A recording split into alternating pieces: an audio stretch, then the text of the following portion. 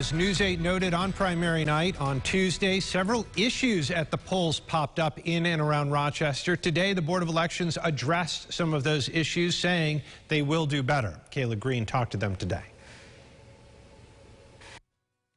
The Board of Election Commissioners say Tuesday wasn't perfect, and they're open to ideas to change the way they've been doing things. They say poll workers could have used more training, and they're committed to fixing this issue and others before November. Long lines due to consolidated polling sites and lack of social distancing are two complaints many voters had on Tuesday.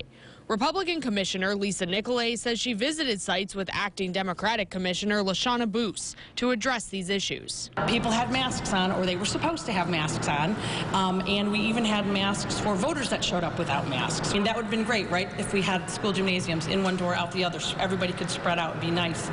But unfortunately, no offense to schools, they didn't want us voting there. Some voters reported ballot mix-ups, specifically at the Baden Street polling location. Boose says the 55th and 56th Senate District were combined into one site, leading to some confusion. I don't believe that it's the margin of error in which some of the candidates may feel it is, because when I physically got there, it appeared that the poll workers were issuing the correct ballots to the correct voters.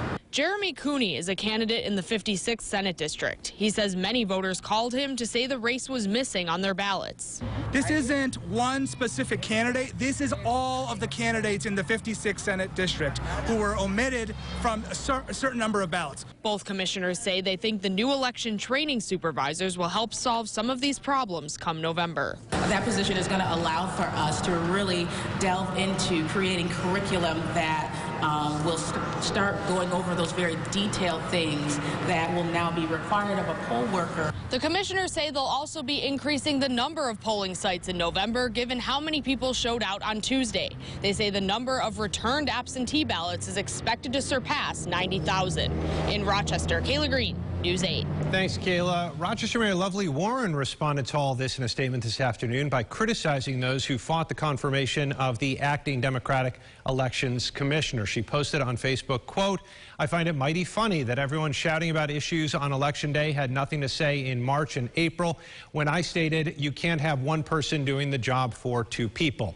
What I'm witnessing today is a bunch of BS, and all of the people that did not act in the best interest of voters need to be exposed. This was done on purpose to suppress the vote in the city."